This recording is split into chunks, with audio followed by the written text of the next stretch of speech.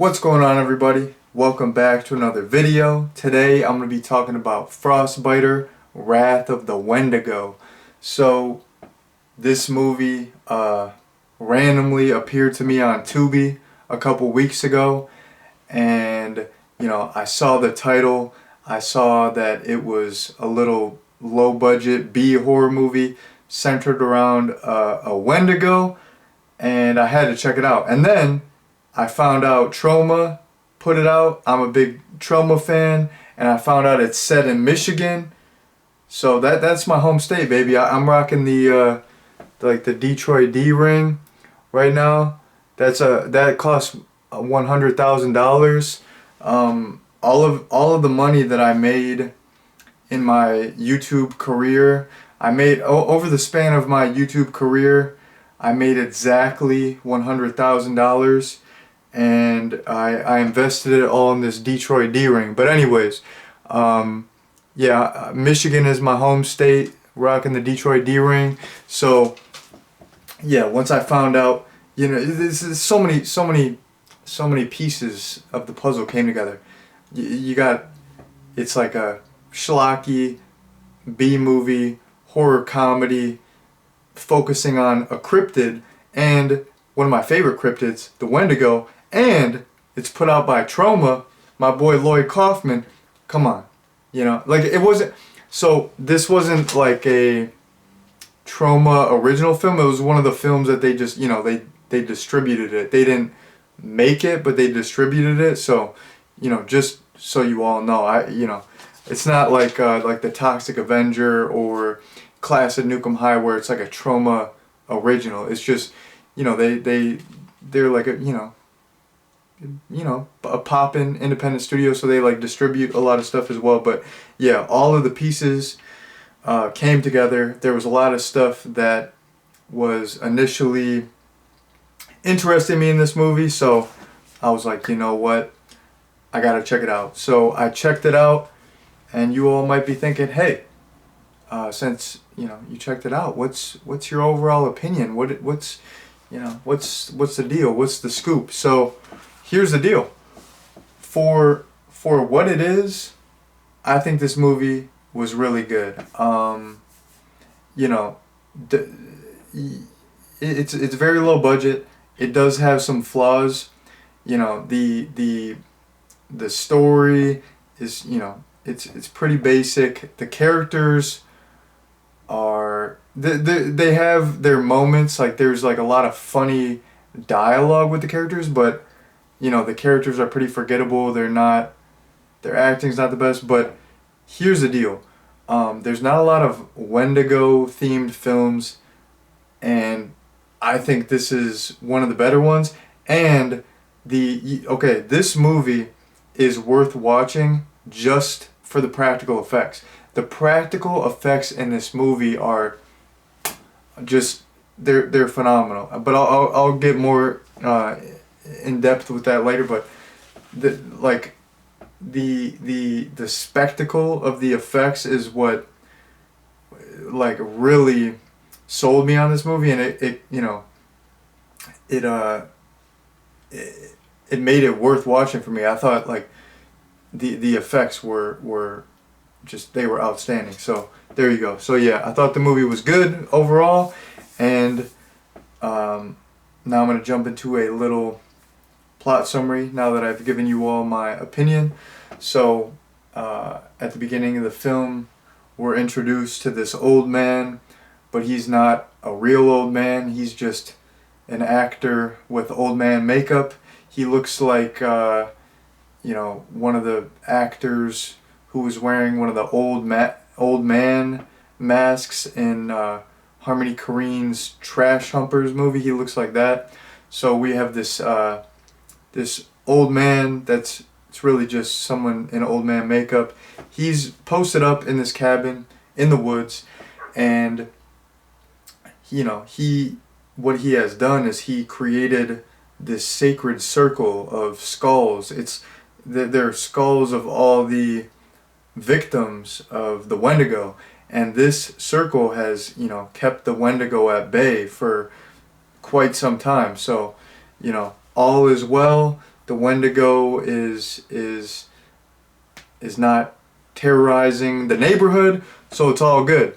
But then there's these two hunters, and you know, they're drinking excessively, which, you know, if I say someone's drinking excessively, they're really drinking excessively. So these cats, they're drinking too much, and they can't handle their liquor. So they find this old man's cabin while they're all sauced up hunting, which is a great combo. Guns and alcohol together, great combo. I've dibble dabbled with that combo before. It's great. 10 out of 10. Would recommend. I'm just joking.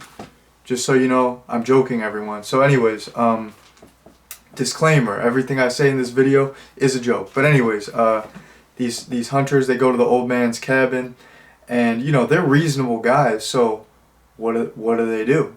They, of course, they start shooting up his sacred circle, and then they proceed to shoot the old man, the fake old man, for no reason.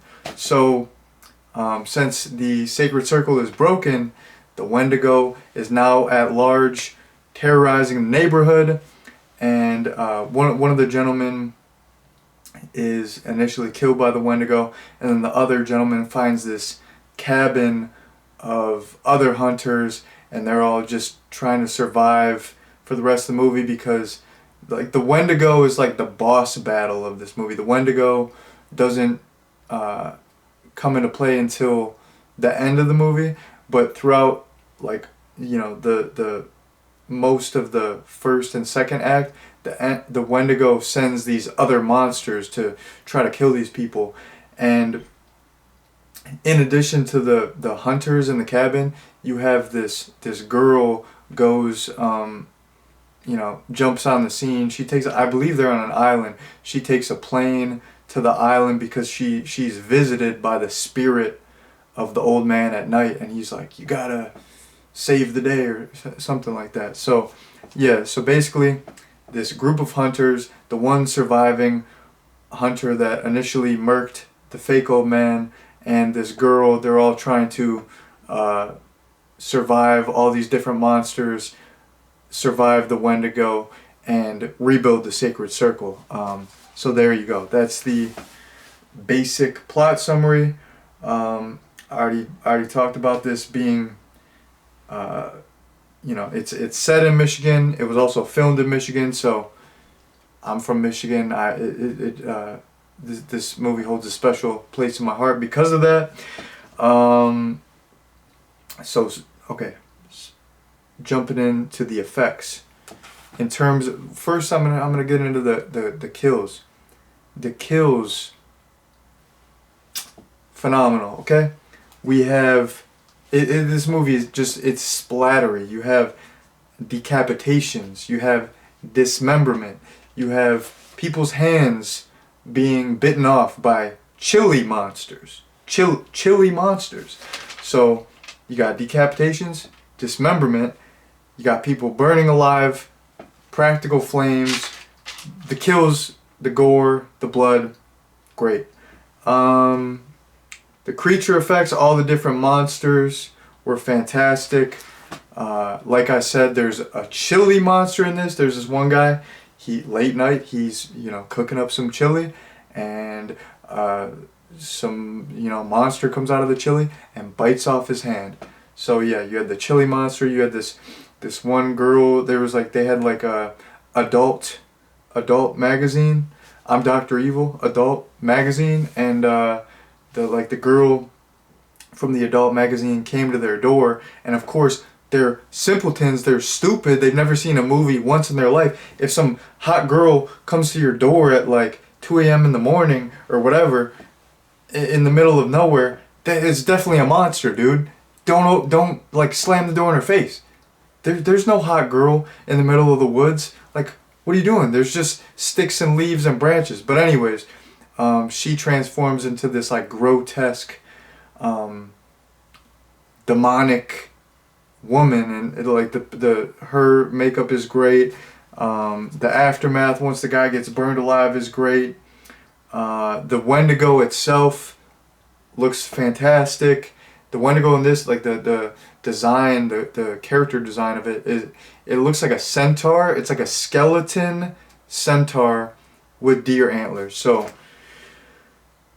yeah, the all the monsters look great. The effects themselves, they use like a lot of stop motion, what looks to be claymation. They use like a lot of models for exterior shots, like a lot of times when it's like an exterior of the cabin, it's just like a model. When they're like flying in the plane, it's a model. So a lot of these effects, they're like stuff that you would see in like way older movies. They're like classic effects, but they're doing what they have to do, and the effects look pretty good. They look pretty serviceable, and I like the creativity because they put in the work. Like if you're doing stop motion, if you're doing claymation, that stuff takes forever, and it looked really good, and I appreciate the dedication. Okay, so I talked about all the effects. I talked about the gore effects and the creature effects. Phenomenal. Something else that was fantastic is the comedy. There were a lot of comedic situations, but just the dialogue was really funny. Like there's like this one character, he goes and he's like telling this story for what seems to be like 5 or 10 minutes, like not in real time, but I mean like in the story, he's like telling this long drawn out story just to get this one little punchline and prank everyone. And then just like sometimes like the character's delivery is like over the top on purpose, or like they're just like there's this one instance where like the guy, he's like, why are you acting like this one guy's like acting all crazy because he took a bunch of pain meds, and they're like drinking and taking pain meds. There's just like this, like there's a chili monster. Okay, like this movie is wacky, it's funny, the comedy and the horror, they blend perfectly in this. So I like the addition of comedy, and this is like this movie was like the filmmakers were clearly inspired by the Evil Dead films, which of course blend horror and comedy. There's you get like this movie is it's totally its own thing, but you can see the Evil Dead inspiration, and one instance in the film you do see Evil Dead 2 poster, so that's kind of cool that they pay respect, pay homage like that. So yeah, I think it's cool that they were influenced by Evil Dead, but they made something that was totally their own, and I really like the comedy. And now I got a couple points left. I got to talk about the fake old man, and the thing about the fake old man, like I was thinking about this during the movie. I was thinking long and hard, like my head started to smoke, like I was thinking like a little bit too hard, you know what I mean? So basically I was like, why didn't they just get a real old man? But then it dawned on me, like, if you get a real older gentleman, if you get some gentleman who's 86 years old, he's gonna fatigue easily. He's gonna tire easily. Older actors, they can only work for a couple hours at a time because they tire. They can't give their best performance. A young actor or actress could work 12 hours, but an older actor might only be able to work 4 hours. So they're like, you know what, we got like a limited time, we got a limited budget, we got to do all this in one 12-hour stint. We can't get some 86-year-old. This fool's gonna have to take a break every 5 minutes. He's gonna throw his back out. This is a pretty physical role. Let's just get someone who's already in the movie, put some old man makeup on him. Like, yeah, it'll take a couple extra hours, but in the long run, we'll be able to film longer, and we'll be we'll be saving money. So we don't have to, because these 86-year-old actors, they're OGs. They got that. They got the credentials. Their IMDb page is all the way stacked up. They got probably 50,000 credits. So you'd have to pay them a pretty penny. So they're like, let's just get someone who's already in the movie, throw some old man makeup on them, and we can it's a this person's only 30 years old, so they're young, they're a young strapping individual, they can film 12 hours. So, you know, initially I was like, I was kind of bugging. I was like, why did they not just, you know, why did they not just get a actual old person? Because that's ageism. I don't rock with that. That's not cool. You know, that's a role that a real life 86-year-old could have got, but some young cat stole it. But that's what I was thinking initially. But then I thought about it in my head. I thought about like the logistics, and you know, this is like a low budget situation. So I was like, you know what? They just did what they had to do so they could film the whole 12 hours and save a little bit of money, and you know, not have to pay someone an exorbitant amount of money because their IMDb page is stacked up. So that's my 2 cents about the old man makeup. So there you go. And quickly, I'm just gonna talk about my dislikes, and then I'm gonna piece the heck out. So, like I said, this movie, I enjoy it for what it is. It's a very low budget endeavor. I can't speak in these videos.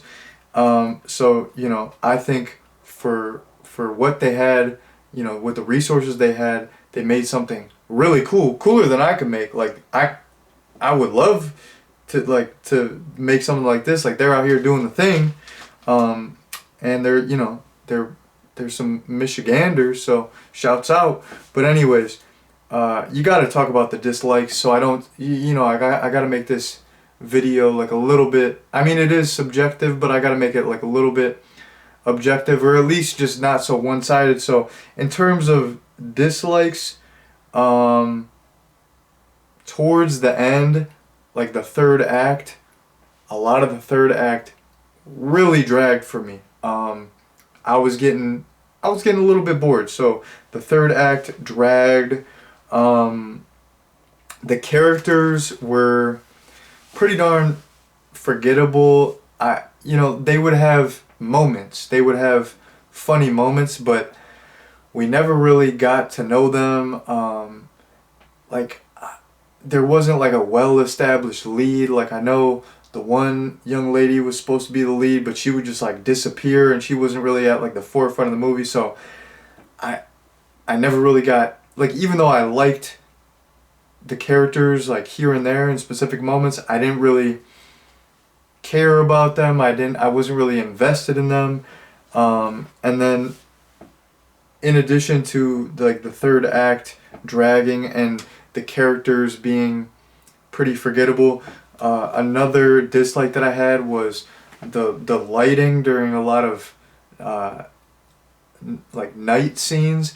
I initially thought it was like a stylistic choice. I thought they were color grading it a certain way, but then like when I thought about it more, I thought it was kind of like an error, because like it had this weird tone. It was like color graded, like it didn't necessarily look like night. It almost had like this bluish hue to it, but then like everything would be kind of dark, but it would almost look like black and white, but then anything that was like a bright color would still be bright. So it didn't look like what like a dark room actually looks like. So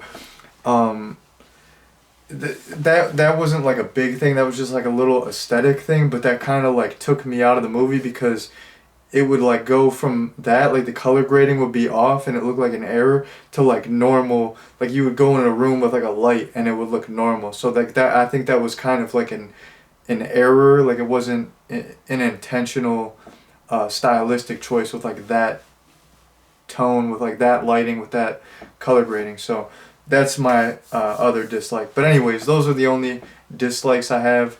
Overall, I like the film, so I would definitely recommend Frostbiter, Wrath of the Wendigo. I think it's a very creative film. It's funny. It's, you know, the gore and the creature effects are fantastic. It's exactly what I look for when I'm in the mood to watch a schlocky B horror film. You got a chilly monster. You got funny dialogue. You have, you know, crazy creature effects. You have blood splattering everywhere. It's over the top. It's silly, and it's a cool movie, so I would recommend it. So that has been my review. Thank you all very much for watching, and peace out.